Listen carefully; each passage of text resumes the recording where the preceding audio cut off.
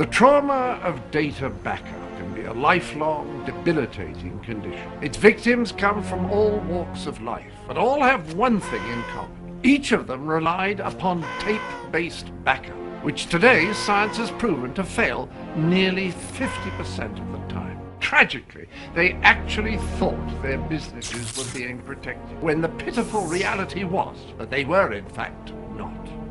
Hello. I'm Dr. Harold Twainwreck, the director of the Institute for Backup Trauma. It may be too late for people like Bob, Marcia, and Phil, but it didn't have to be this way. They could have saved themselves if only they had listened to me. But I was just one little voice crying out in the high-tech wilderness of conventional wisdom, destined yet again to be completely ignored. But I harbor no bitterness, really. With your indulgence, I'd like to take the next few minutes to show you the place that we call home. Here at the clinic, we provide care to some of the most extreme cases, such as those with acute vertigitis. While treatment is not necessarily effective, it at least gives the appearance that we are trying. Now, when it's 95 degrees, you do not leave your tapes to melt on the back seat of a what? Car? Very good, very good.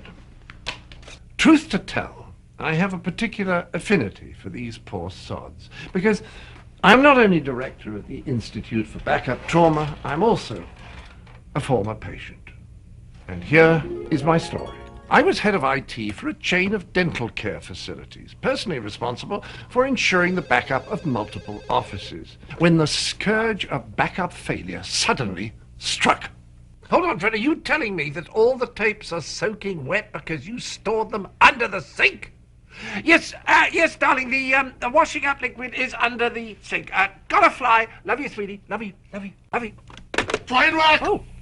A virus attacked our system, all of our branches are down, and you're chatting with your sweetie? I've got all our branches working on it, no worries. You'd better get those backups restored ASAP, or I'll not only fire you, I'll fire your whole family. And your ancestors. Good idea. Hilda, did you store the tapes off-site? Not exactly, but I'll have them really soon, definitely. I think. Hang on.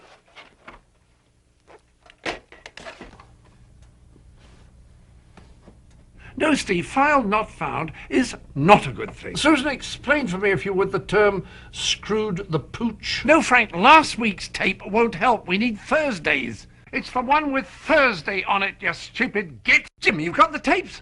Thank God someone was smart enough to store them off-site. How soon will he be back at the office?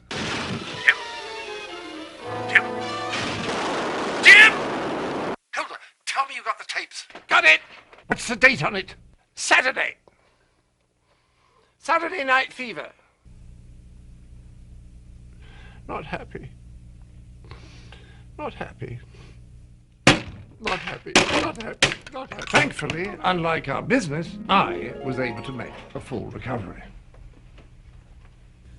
Others are not so fortunate.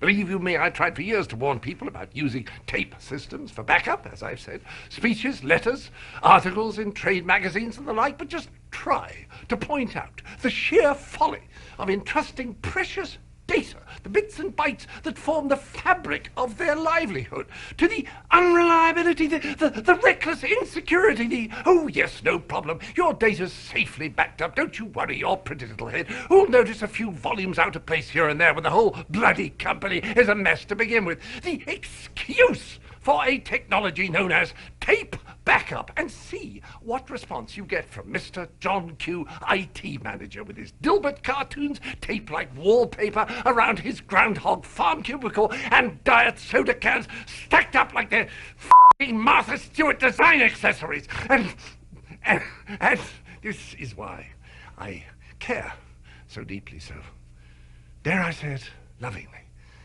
for our patients here.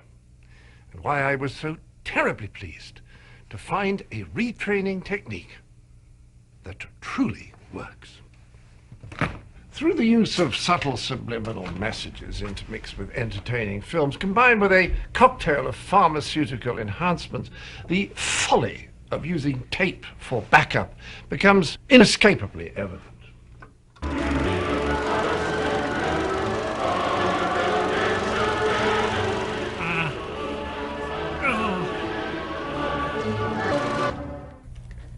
I go home now, please? No, just one more. Backup trauma is a serious condition with symptoms that can last a lifetime, but it doesn't have to happen to you.